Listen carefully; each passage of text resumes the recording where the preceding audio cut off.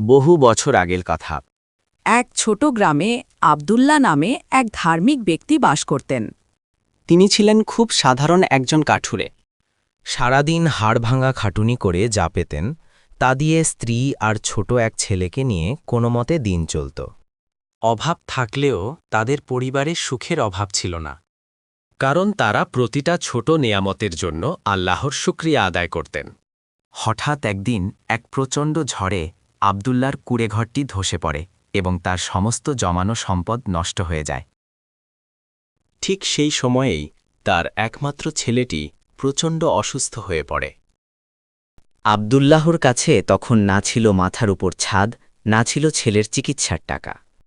দ্বিতীয় অংশ, মানুষের অবহেলা ও আল্লাহর ওপর ভরসা। আব্দুল্লাহ সাহায্যের জন্য গ্রামের ধনীদের কাছে গেলেন। কিন্তু সবাই তাকে ফিরিয়ে দিল। কেউ তাকে তুচ্ছতাচ্ছিল্য করল, কেউ আবার বলল, তোমার আল্লাহ কি তোমাকে দেখতে পাচ্ছে না? কেন তুমি এমন অভাবে আছো? আব্দুল্লাহর অন্তর ভেঙে গেল, কিন্তু তার ঈমান ভাঙল না। তিনি রাতে নির্জনে সেজদায় গিয়ে কাঁদলেন এবং বললেন, হে আল্লাহ, দুনিয়ার সব দরজা আমার জন্য বন্ধ হয়ে গেছে, কিন্তু আপনার দয়া আর রহমতের দরজা তো কখনো বন্ধ হয় না। আমি আপনার উপরই ভরসা করছি। তৃতীয় অংশ, অলৌকিক সাহায্য।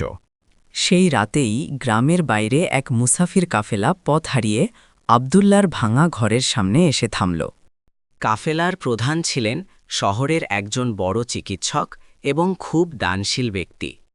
তিনি দেখলেন এক ব্যক্তি তার অসুস্থ ছেলেকে নিয়ে খোলা আকাশের নিচে বসে আছেন। মুসাফির চিকিৎসক এগিয়ে এলেন এবং বিনামূল্যে ছেলেটির চিকিৎসা করলেন।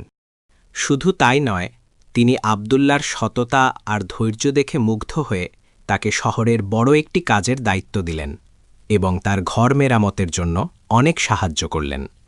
যারা কাল তাকে তাচ্ছিল্য করেছিল, তারা আজ অবাক হয়ে তার ভাগ্য বদলানো দেখল। চতুর্থ অংশ, গল্পের মূল শিক্ষা। আব্দুল্লাহ তখন একটি কথা সবাইকে বললেন, যা ছিল গল্পের সবচেয়ে বড় শিক্ষা।